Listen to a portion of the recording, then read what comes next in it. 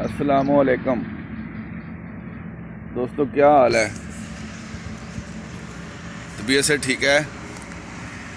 क्या हो रहा है? बस यार निकला था इधर, आस्ताना है, दरबार शरीफ है।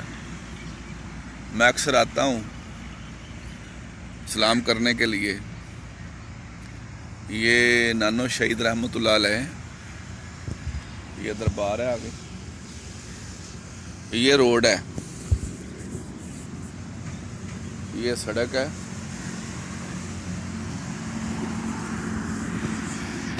आज कल बारिश हुई है तो मौसम ज़रा ना अच्छा बन गया था,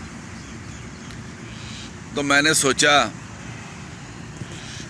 दोस्तों के लिए ना कोई अच्छा सा गिफ्ट छोड़ता हूँ, बताता हूँ।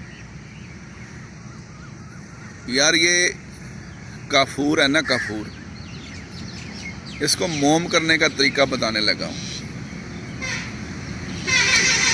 ये ऐसे करना है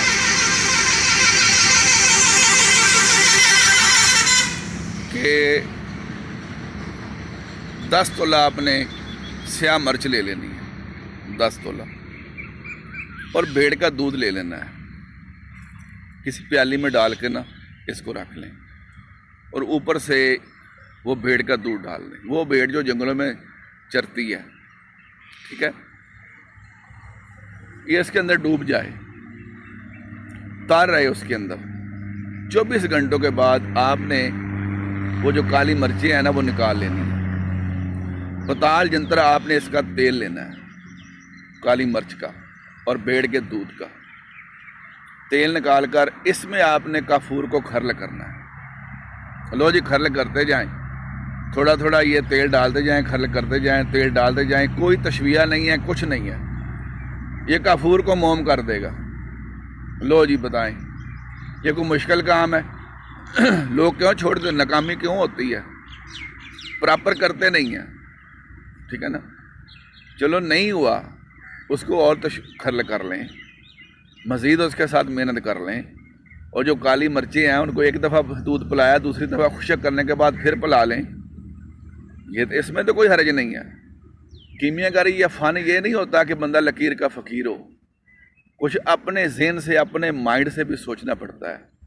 लो जी, पहले आपने स्याह मिर्च का तेल लेना है, फिर उससे आपने काफूर को मोम करना है, और आगे आपने अपने जहन के मुताबिक जो काफूर मोम है उससे काम लेना है, ठीक है। इससे सिमलफार भी बनता है, इससे डायरेक्ट पारा भी बनता है। आप बनाएं और इससे फ़ायदा उठाएं।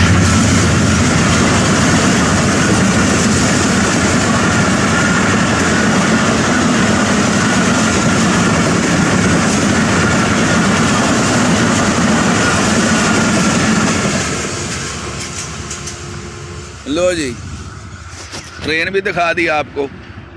ये कराची जा रही है जनाब, लाहौर से आई है और कराची जा रही है, ठीक है। तो जनाब ये काफूर बनाएं, मोम करें और इससे फ़ायदा उठाएं। रब रखा है।